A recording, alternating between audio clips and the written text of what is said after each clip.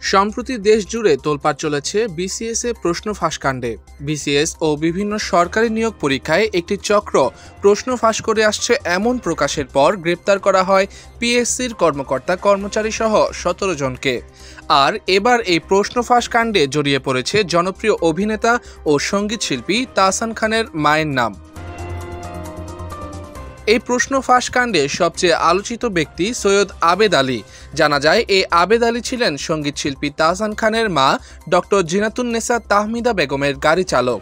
তাহমিদা বেগম যখন PSC chairman ছিলেন তখন তার ব্যক্তিগত গাড়ির ড্রাইভার ছিলেন সৈয়দ আবেদ আলী। মঙ্গলবার 9 জুলাই বিভিন্ন মাধ্যমে বিষয়টি স্পষ্ট করেছেন পিএসসির সাবেক চেয়ারম্যান ডক্টর মোহাম্মদ সাদিক। জানা গেছে প্রফেসর ডক্টর জিনাতুন্নেসা তাহমিদা বেগম ছিলেন সরকারি কর্ম কমিশনের 8ম চেয়ারম্যান। তার দায়িত্বকালেই 2002 সালের 9 মে তিনি পিএসসি চেয়ারম্যান হিসেবে দায়িত্ব লাভ করেন এবং 2007 সালের 7 মে পর্যন্ত এ পদে অধিষ্ঠিত ছিলেন।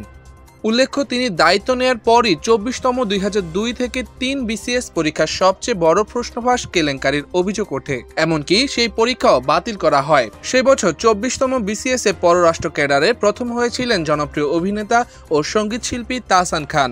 পরে দুর্নীতির জন্য আবারও বিসিএস এর ভাইভা অনুষ্ঠিত হলে বাদ পড়েন তাহসান খান।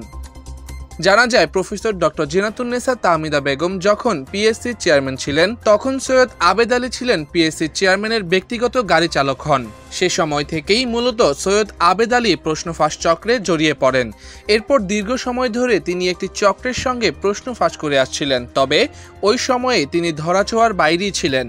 তবে 2014 সালে আবেদ আলীর বিরুদ্ধে নন ক্যাডারের প্রশ্নপত্র ফাঁসের অভিযোগ ওঠে এবং তা প্রমাণিত হওয়ায় পিএসসির চাকরি থেকে তাকে বরখাস্ত করা হয়েছিল।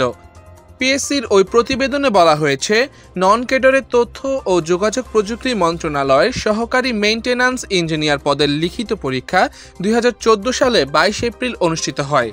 সেই পরীক্ষায় এক পরীক্ষার্থীর কাছ থেকে হলের বাহির থেকে অবৈধভাবে সরবরাহকৃত সংশ্লিষ্ট প্রশ্নের উত্তর সহ 4টি লিখিত উত্তরপত্র হাতে নাতে ধরা হয়। ওই ঘটনার পরিপ্রেক্ষিতে যথাযথ আইনের ধারায় মামলা করা হয়। ওই মামলার তদন্তে সৈয়দ আবেদ আলীর সক্রিয়ভাবে সম্পৃক্ত থাকার তথ্য প্রমাণ মেলে। এরই পরিপ্রেক্ষিতে তাকে চাকরি থেকে বরখাস্ত করা হয়।